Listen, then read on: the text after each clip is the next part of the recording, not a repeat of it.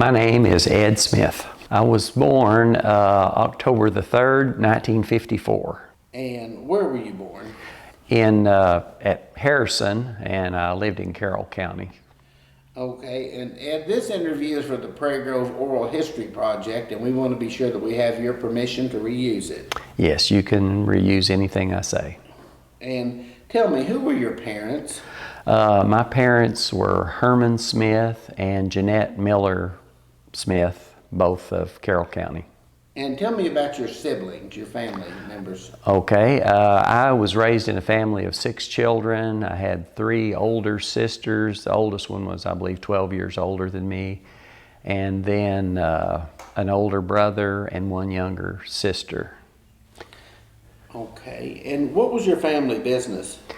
My father was a plumber, and he did construction work, big construction, and so all my childhood he traveled around. In fact, probably the closest he ever worked to home was Fayetteville, but he traveled, worked a lot in Chicago and Kansas City, St. Louis, and places like that. So we lived on a 250-acre farm that Mom and us kids farmed, and Dad did construction work and came home and disciplined the children and supervised us. So, tell me, in your own words, how did you end up in Prairie Grove? Well, I ended up in Prairie Grove, and it's really a long story, but the thing about it, I got a degree from Arkansas Tech in Parks Administration. And I'd originally gone there because I thought I wanted to be a coach, but after one year, actually less than that, I decided I didn't want any part of organized sports for a career, and I'm really thankful that that happened. But Arkansas Tech had the only Parks Administration degree program in the state, so I switched over to that, and I liked it real well. And during the summer months when school was out, I actually got a job at Pea Ridge National Military Park. And so I got some really good experience.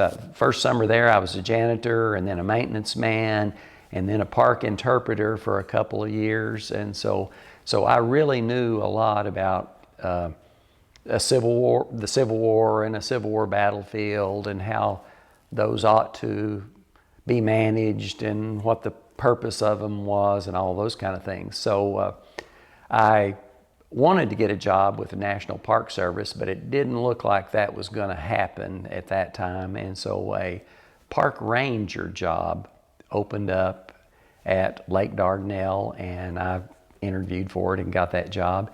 And it actually only worked there 3 weeks when I stopped by Prairie Grove Battlefield, since I was working for state parks and it was a state park.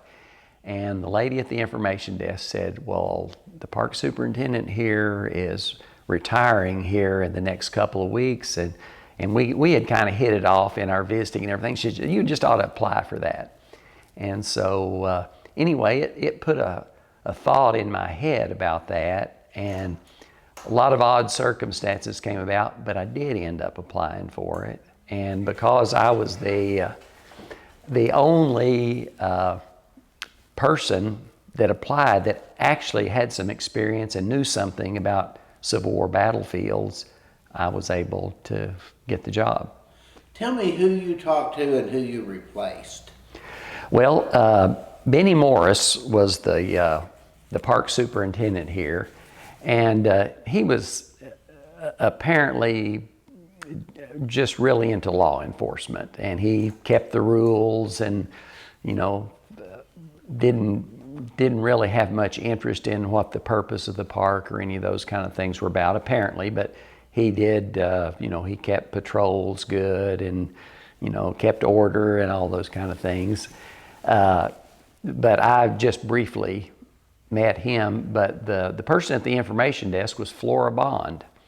And she is a native of this area and had worked at the park for quite a few years and at the information desk, and she knew everybody in town and everything. And so anyway, I think in her mind, and she was right about it, that my wife and I would be a really good fit for Prairie Grove because I had grown up small town Arkansas, north of Bearville, went to school at Bearville. In fact, Bearville played Prairie Grove in football, and even though I didn't know many of them personally, I did know them from remembering their names from when we played football and stuff with them. In fact, David Parks, I did know him because he also went to Arkansas Tech for a couple of years, and so I knew David and was familiar with several other people in Prairie Grove, and we just fell in love with the town here, and that's it. Ed, tell me about moving to Prairie Grove in the first few couple years and what it was like and how the people treated you. Oh, it was great. We loaded up, my wife and I, our stuff because we lived in Russellville. As I said, we had just moved to Russellville and got this job as the state park ranger there. Well, we moved up, and it came the end of December in 1977. And we hadn't any more than got here and gotten the keys to the house we were going to move in, because we moved into park housing, when Madge McQuestion shows up, and she has pie from the Colonial Restaurant that's just across the street, which is really, Irma made really good pies, pretty famous for that. She had pie, and she had meat sandwiches, ham sandwiches from the Ozark Mountain Smokehouse, and just welcomed us from the start and was just so nice. And and everybody was that way. Bill Ramsey, because they had some difficult experiences because of the kind of enforcement type nature of the superintendent before me, and they didn't want to get off on the wrong foot for sure. So Bill Ramsey, who was a state representative, got me and took me the first week I was here to a Prairie Grove Lions Club meeting, and the Lions Club just, again, bent over backwards to be nice to me and make me feel welcome. And Prairie Grove was such a small and good community then, everywhere we went, because we were new folks in a small town. Everybody knew us and welcomed us, and a guy, Curtis Ray, I believe was his name, with a flower shop, brought us some flowers up. He said we didn't really have a welcome wagon, but he wanted to be that, and welcomed us, and people, at the post office. It was just incredible how nice everyone was to us, and we knew that we had landed in a good place. And that is one of the reasons that my park career really started and ended here, because we had a lot of opportunities to move on to some bigger parks with more responsibilities and more pay and everything. But my wife and I knew that we were gonna raise a family. We were gonna have kids and things, and we thought we'd be crazy to leave this place. It has good schools and good churches and nicest people you'd ever want to run into. It was situated so well in that, even though Prairie Grove was a small town, it's close enough to Fayetteville. I mean, you could do anything in the world you wanted to do in Fayetteville, it seemed like to us. So we thought then, just like we do now, this is really an ideal place to live. And so, that was the end of my moving on, climbing the ladder in the park business or anything, because we knew we had a good thing going here, and it was a wise choice. I wouldn't trade it for anything. Tell me about the facilities, what they were like, and then how they evolved over the years. Well, when we got here, and before I interviewed actually for the Prairie Grove Park job, I came and toured the place. And so I looked it over, and of course I'd had some, in my 4 years with the National Park Service, I'd had some good training. I mean, they had shipped me to their training center and everything, because I was planning on a career with them. And so I kind of knew how Civil War battlefields ran, that there was pretty much one theme generally that you tried to focus on, and there was a mission statement. This is what we're trying to do. This is the story that we're trying to tell, that sort of thing. And I didn't see any of that really at Prairie Grove here, because there was a Civil War battle, you know, at that time, and a lot of people remember it. There were some World War I artillery pieces of equipment here, and some World War II pieces of equipment, some big self-propelled guns. I remember going into the museum, and there was pretty much anything that anybody thought was old was in the museum. There was dinosaur bones in it, all kinds of, you know, old refrigerators in some of the park, you know, the community buildings here that are showing the Ozarks supposedly. There was a, you know, a deer park, a deer pen, you know, which was all real fine, but it really didn't have anything to do and didn't help you understand the Civil War. And so I knew that a lot of those things needed to be changed over, needed to be converted to tell a better story.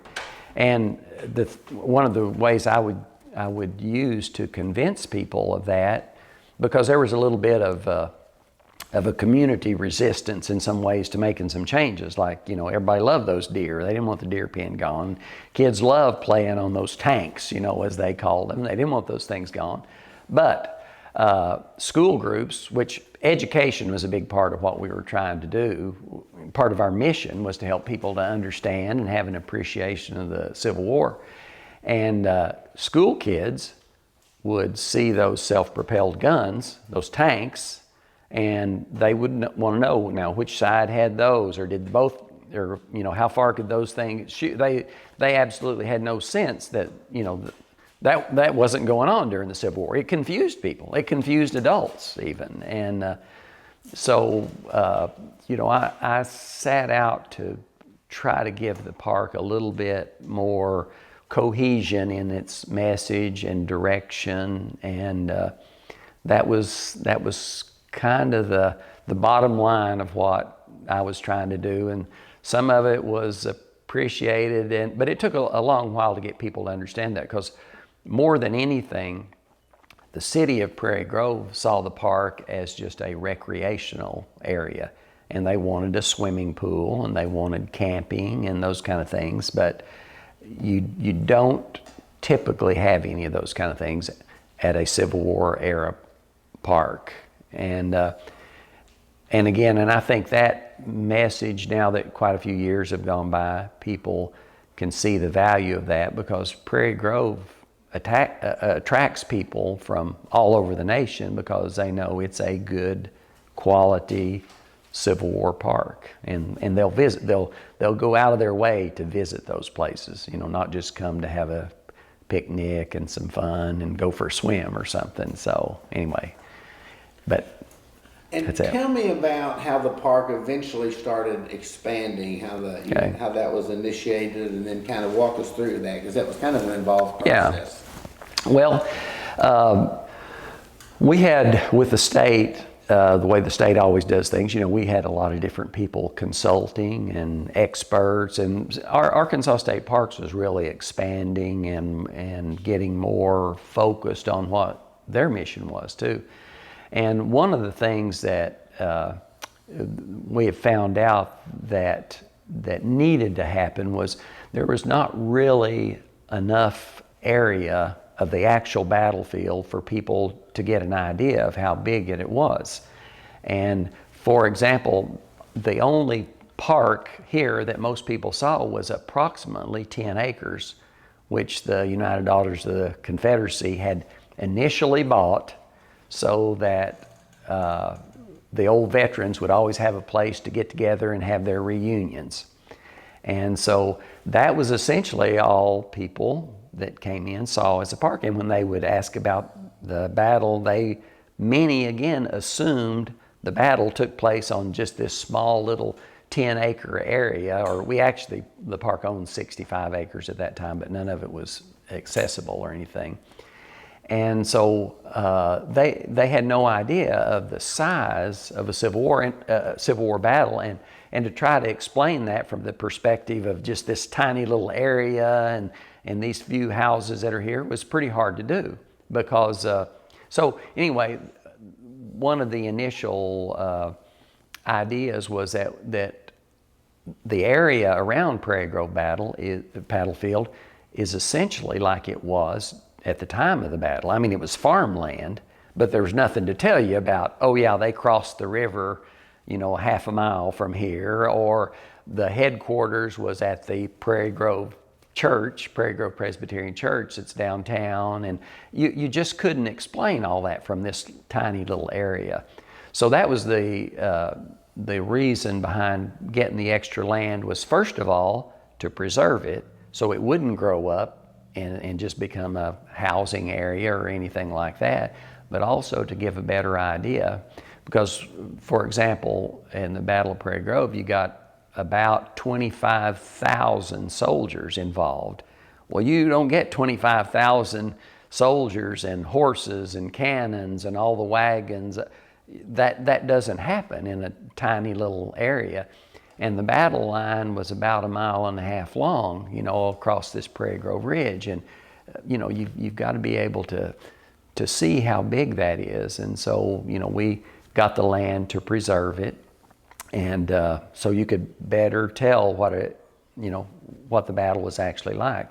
And that's, in modern historic preservation, that's kind of a big idea that's necessary. And one of the ways to illustrate that, if you've ever been to the Alamo in Texas and San Antonio, you've probably seen movies and things about that, and you just have an imagination of this little mission, way out in the desert Southwest, and the big battle that took place there. Well, if you've ever been to it, the Alamo's right in the middle of San Antonio. It's just right, there's just big buildings and everything around, and you really can't get a good picture of what that was like because it doesn't have any of the situation around it like it did at the time. And that was what an effort was going to be made, to preserve enough of the battlefield that we could actually do a good job of interpreting it and telling about the battle.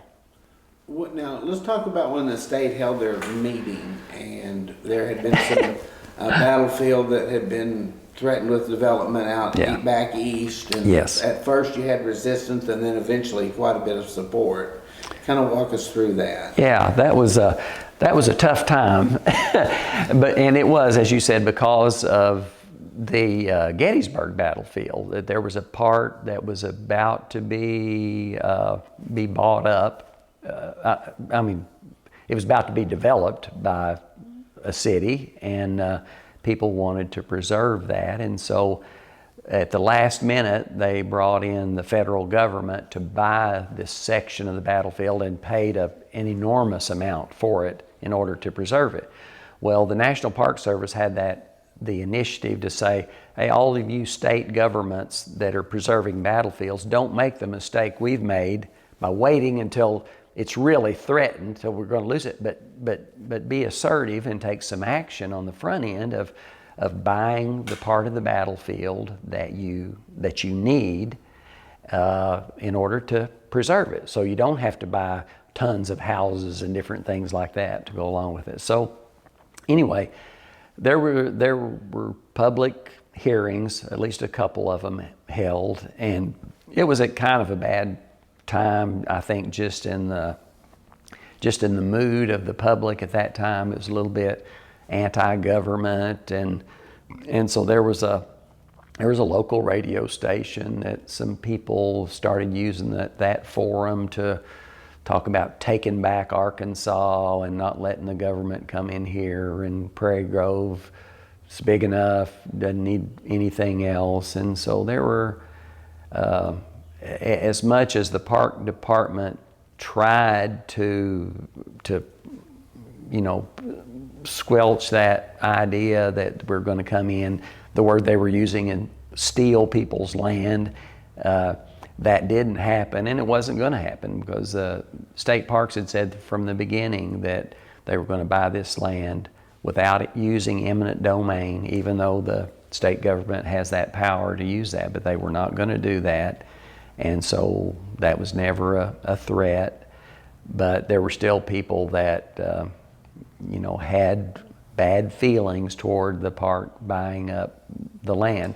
But there were several good community leaders, and don't want to leave any of them out, but they saw the vision, and Boyce Davis was one of those, that for a small town like Prairie Grove, having a first-class preserved battlefield would be a real draw for our city, and be something that would, as far as tourism, always bring people in and provide a lot of value to the city. So Lloyd Swope, David Parks, Boyce Davis, Ron Stinchcomb, and I'm probably leaving somebody else out, but anyway, formed Friends of Prairie Grove Battlefield to start to raise some money to actually buy some of these lands. And when that happened, the way that really worked, from somebody who was watching the whole thing, that gave initiative to the state to say, hey, there's local support for this. There may be resistance, but there's local support for this too. So the state started being able to put some money in on it, and even we got some federal money in on it to start making some of the purchases around that needed to be bought in order to preserve the battlefield.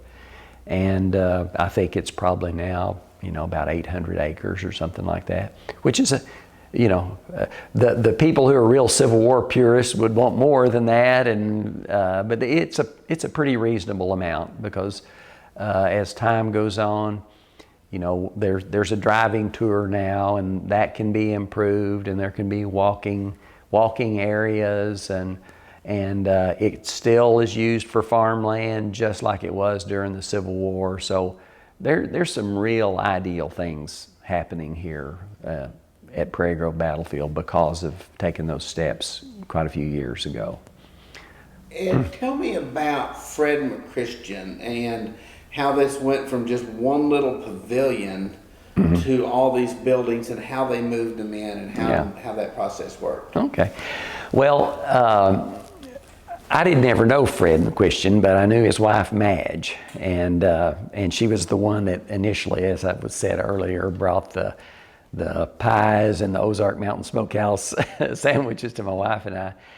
But Fred, I believe, was a New Yorker, but and I'm not even certain right this moment how he ended up here, but he saw the value of preserving history, but especially preserving culture, arts and crafts, and those kind of things were what he was interested in.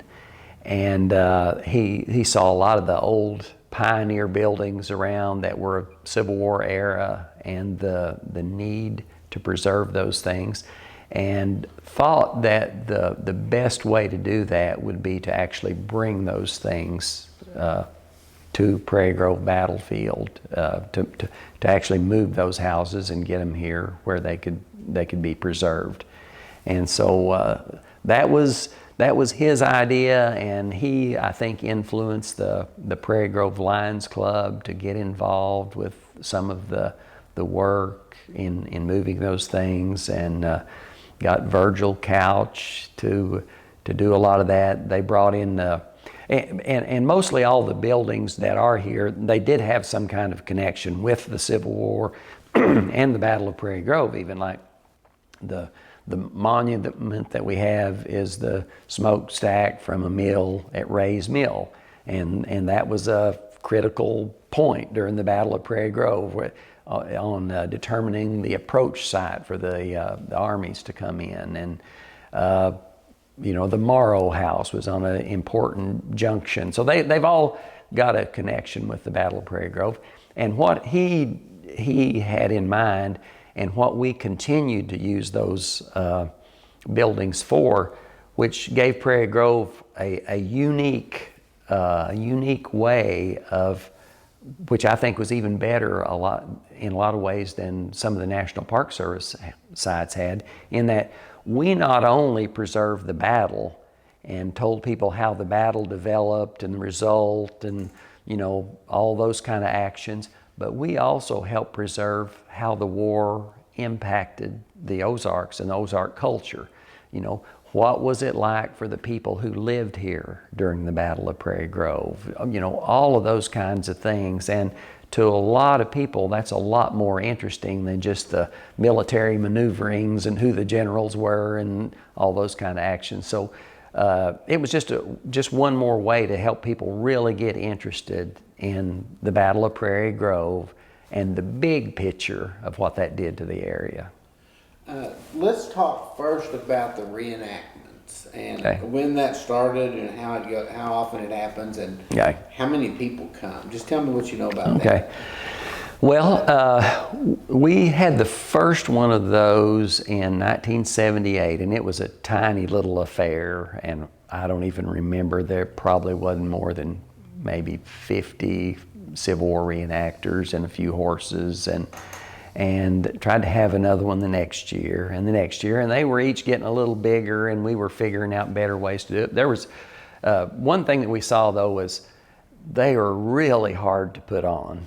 First of all, because you got strangers coming in with horses, and they're generally driven from where they worked and driven half the night and getting in the dark and trying to set it up and put on this big program on Saturday, which was just a nightmare, to tell you the truth about it. And so we decided pretty soon, hey, every other year is enough to do this. And so we started doing it every other year.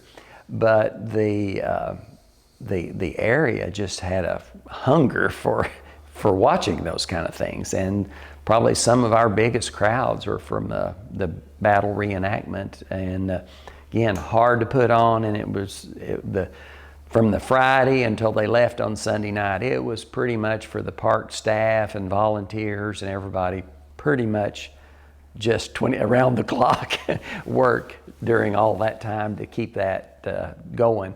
And we started limiting it to having 1,000 soldiers. That was kind of but that's a lot of people to come into an area and get organized and camp. And some of them have totally different ideas. Some of them are just, as someone said, they're just playing cowboys and Indians, and this is a place where adults can do that. But other ones were strict historians, wanting to do everything just right. And so we got to, as the park staff, we had to manage those things and make them willing to play together, to do a program for the public so the public can see what it's like. And a lot of times it was not understood and not very accurate, but I do think it accomplished the thing in letting the public get just a tiny bit more of an idea of what a Civil War battle was probably like.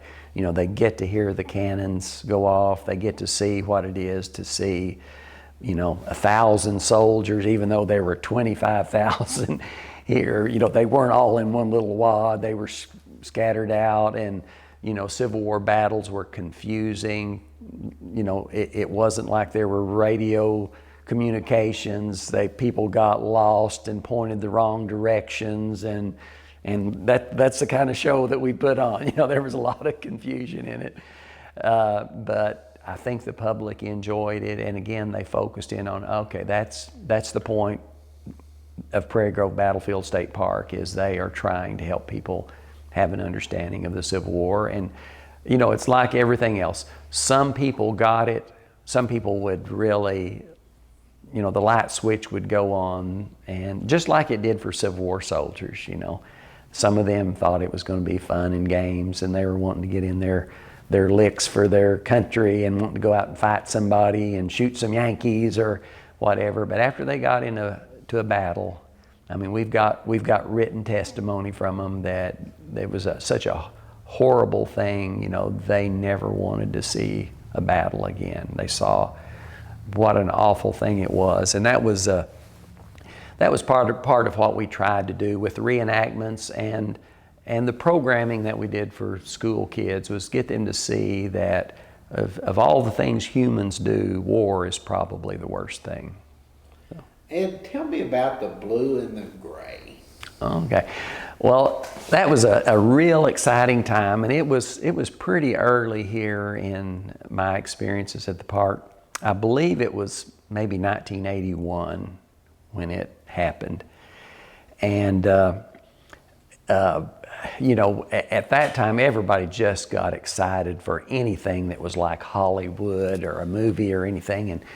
And we get this information that Columbia Pictures is interested in making a mini-series. And the only mini-series then that people had any memory about was Roots.